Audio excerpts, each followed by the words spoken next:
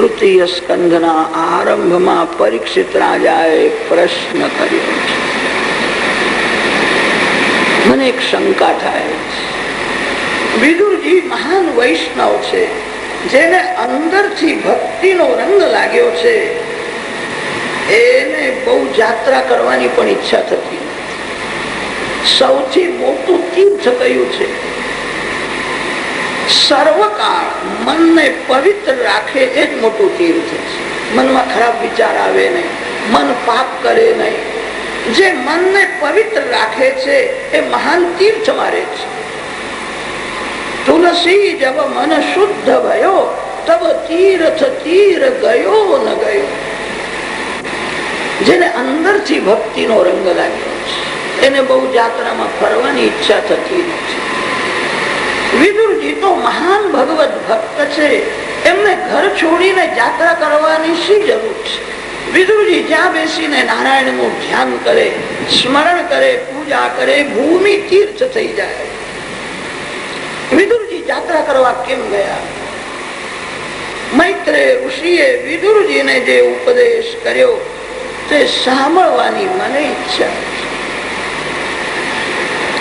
સુખદેવજી મહારાજ વર્ણન કરે છે, રાજન શ્રવણ કરો. વિદુરજીને ઘર છોડવાની ઈચ્છા નહોતી. ઘરમાં એક પ્રસંગ એવો ઉભો થયો, વિદુરજીને ઘર છોડવું પડ્યું. ધૃતરાષ્ટ્રે પાંડવો સાથે બહુ જ અન્યાય કર્યો.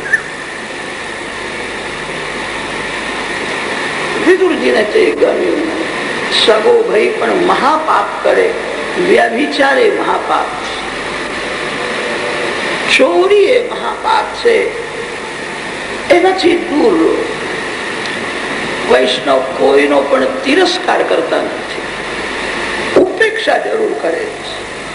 મહાપાપીની ઉપેક્ષા કરો, તિરસ્કાર ન કરો.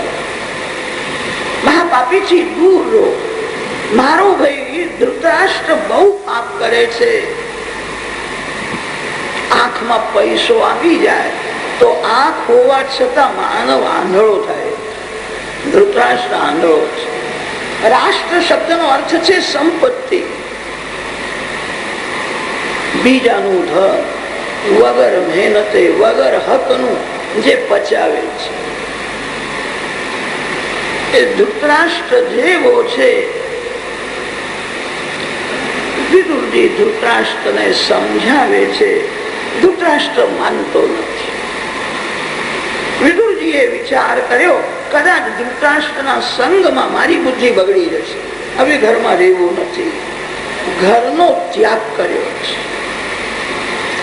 વિદુરજી પત્ની સાથે ગંગા કિનારે પર્ણકુટીમાં રહ્યા છે.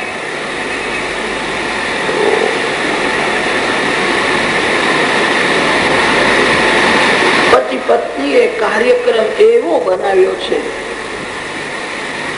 મનને એક મિનિટ પણ પાપ કરવાની છૂટ આપતા નથી.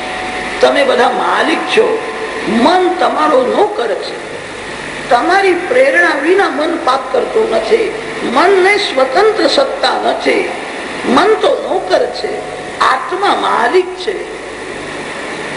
આ નોકર બહુ તોફાની છે. એને કોઈ સારા કામમાં પરોવી રાખો, નહીં તો એ તમને ખાડામાં ઉગાડશે. તન અને મનને કોઈ પણ સત્કર્મમાં પરોવી રાખો. તમે મનને પાપ કરવાની છૂટ આપો છો ત્યારે મન પાપ કરે છે. આત્માની પ્રેરણા વિના મન પાપ કરતું નથી. મન તમારું છે.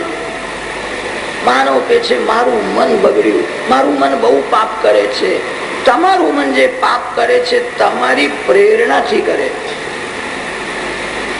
આત્માની પ્રેરણા વિના મન પાપ કરી શકે નહીં. મન તો નોકર છે, તમે માલિક છો. તમારા મનને બીજો કોઈ હાચવી શકે નહીં. તમારા મનને તમારે જ હાચવવાનું છે. એકવાર મનને પાપ કરવાની છૂટ આપશો, મન ફરીથી માગશે. પછી તો મનને પાપ કરવામાં મજા આવશે. મનમાં પાપ ઘર કરશે. પછી પાપ મનમાંથી નીકળશે નહીં. મનને હાચવવું. માનવનો જન્મ બગડેલા મનને સુધારવા માટે થયો છે. તમારા મનને બીજો કોઈ સુધારી શકે નહીં. તમારા મનને તમારે જ સુધારવાનું છે. તમારું મન બીજા કોઈને દેખાતું નથી. તમારું મન તમને જ દેખાય છે.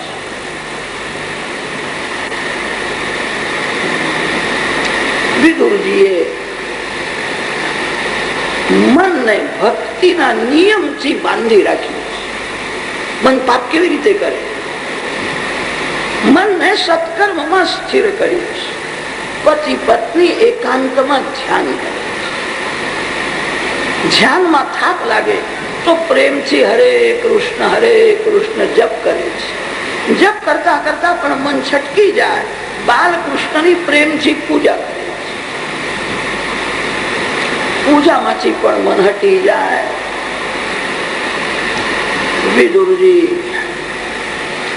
વિષ્ણુ સહસ્રનામનો પાઠ કરે. કોઈ પણ નિમિત્તથી મનને ભગવાનથી દૂર જવા દેશો નહીં. મન ભગવાનથી દૂર જાય છે ત્યારે જ પાપ કરે છે. મનને ભગવાનના ચરણમાં રાખો. ચરણમાંથી મન હટી જાય, મનને ભગવાનના નામમાં રાખો. નામમાંથી મન હટી જાય, મનને ભગવાનના ધામમાં રાખો. તમારું મન બીજા કોઈને દેખાતું નથી. તમારું મન તમને જ દેખાય. તમારા મનને તમારે જ હાચવવાનું છે. એવો બધો કાર્યક્રમ બનાવ્યો છે. મનને એક મિનિટ પણ સંસારમાં જવા દેતા નથી. ધ્યાન કરે છે, પૂજા કરે છે, કીર્તન કરે છે, કથા કરે છે. અતિશય ભૂખ લાગે ત્યારે એકવાર સાદું ભોજન કરે. ધૃતરાષ્ટ્રને ખબર પડી મારો ભાઈ વિદુર ગંગા કિનારે પર્ણકુટીમાં રહ્યો છે. એને ઘરનું કઈ લીધું નથી. કદાચ એ ભીખ માંગવા જાય તો જગતમાં મારું ખોટું દેખાય છે. મારો ભાઈ છે. ધૃતરાષ્ટ્ર શરમાયો છે. નોકરોને કહ્યું ગાડીમાં બધું ગાડામાં ભરો, અન્ન વસ્ત્ર વિદુરને આપો. વિદુર કોઈ ઠેકાણે માંગવા જાય એને અડચણ પડે ને. ધૃતરાષ્ટ્રના સેવકો ગાડામાં બધું ભરીને લઈ આવ્યા. તમારા ભાઈએ તમને આપ્યું છે. પાપી ધૃતરાષ્ટ્રનું અન્ન લેવાની વિદુરજીને ઈચ્છા નથી. વિદુરજીએ પત્નીની પરીક્ષા કરી. પત્નીને કહ્યું છે મારા ભાઈએ મોકલ્યું છે, ઘરમાં રાખો. વિદુર પત્નીએ કહ્યું આ અન્ન પેટમાં જાય તો મન બહુ બગડશે. ગંગા કિનારે હું ખાવા માટે આવી નથી. બહુ ખાધું છે. સતત ભક્તિ કરવા માટે આવી છું. અન્ન પેટમાં જાય તો મન પવિત્ર રહેશે નહીં. અન્ન દોષ મનને બગાડે.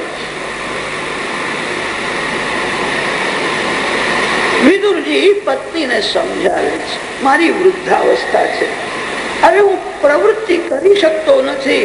પ્રવૃત્તિ કરવાની શક્તિ નથી ને ઈચ્છા નથી. ભૂખ લાગે એટલે તું શું ખાઈશ? પ્રભુએ આપ્યું છે. ભગવાનને ભોગ ધરીશું કે પવિત્ર થઈ જશે. ભોજન કર્યું.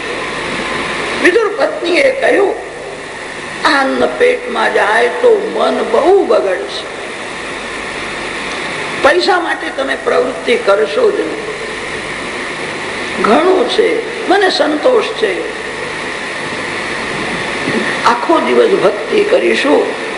અતિશય ભૂખ લાગે 2-4 ભાખરી હું બનાવી ભગવાનને ભોગ ધરીશું.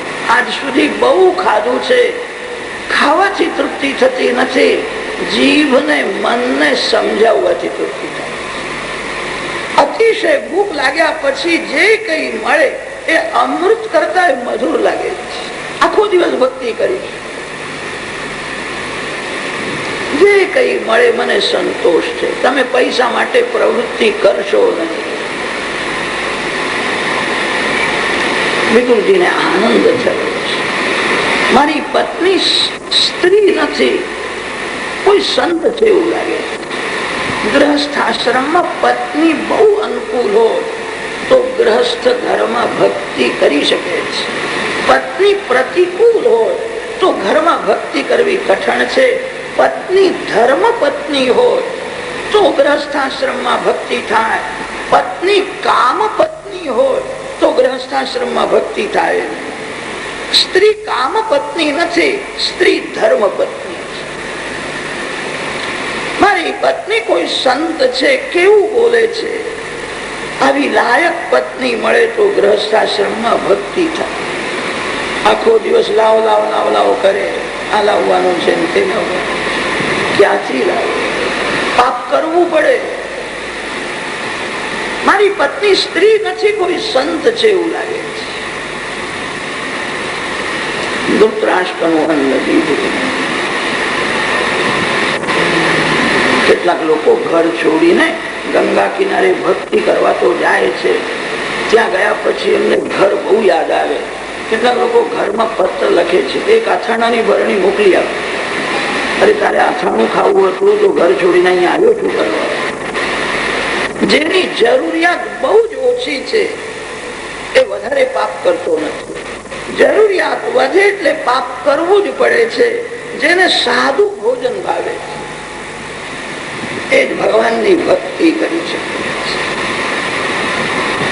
વિદુર પત્નીએ કહ્યું, આખો દિવસ સતત ભક્તિ કરીશું, ભૂખ લાગ્યા પછી જે કઈ મળે મને સંતોષ, તમે પ્રવૃત્તિ ન કરો. વિદુરજીને આનંદ થયો છે.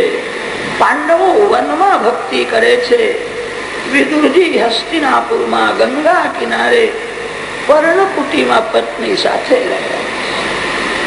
વનવાસ પરિપૂર્ણ થયો. ધર્મરાજાએ રાજ્યની માગણી કરી, દુર્યોધને ના પાડી. પાંડવોને યુદ્ધ કરવાની ઈચ્છા નથી. શ્રી કૃષ્ણ ભગવાનને કહ્યું છે, તમે દુર્યોધનને સમજાવો, યુદ્ધ કરવાથી દેશ દુઃખી થશે. માની જાય તો સારું છે. અડધું રાજ અમારું છે, અડધું રાજ નહીં, એક બે કામ આપે તોય મને સંતોષ છે. ક્ષત્રિય વીર ભીખ માંગવા કેવી રીતે જાય? અમે ક્ષત્રિય વીર છે, અમારું અડધું રાજ છે, અડધું રાજ નહીં, થોડું પણ આપે, મારે યુદ્ધ કરવું નથી. ભગવાનને કહ્યું છે, તમે દુર્યોધનને સમજાવો, માની જાય તો સારું છે. શ્રી કૃષ્ણ ભગવાન સંધિ કરવા માટે આવવાના છે. ધૃતરાષ્ટ્રને ખબર પડી. ધૃતરાષ્ટ્ર વિચાર, ભગવાન આવવાના છે, એમનું સ્વાગત સારી રીતે કરવું છે. એવી રીતે સ્વાગત કરીશ કે પ્રસન્ન થશે. પ્રસન્ન થયા પછી એમને હું સમજાવીશ, બે ભાઈઓનો ઝઘડો છે, તમારે વચમાં પડવાની છે જરૂર. શ્રી કૃષ્ણને સમજાવીને મારા પક્ષમાં હું ખેંચી લઈ. સાંભળ્યું છે દ્વારકામાં રાજાધિરાજ શ્રી કૃષ્ણ 56 ભોગનું ભોજન કરે. 56 ભોગની સામગ્રી તૈયાર થાય છે. માર્ગમાં ઠેક ઠેકાણે તોરણો બાંધ્યા છે. એવું સ્વાગત કરો કે રાજી થાય. સ્વાગતની બહુ તૈયારી થઈ. ઘણા સંતો મહાત્માઓ હસ્તિનાપુરમાં આવ્યા છે. શ્રી કૃષ્ણના દર્શન થશે. શ્રી કૃષ્ણની મધુર વાણી અમે સાંભળી. વિદુરજી સ્નાન કરવા માટે ગંગા કિનારે આવ્યા. આજ ગંગા કિનારે સંતોની ભીડ થઈ છે, સત્સંગ થાય છે. કાલે દ્વારકાનાથના દર્શન થશે. સાંભળ્યું છે રથમાં વિરાજશે, રથમાં વિરાજેલા ભગવાનના અમને દર્શન થશે.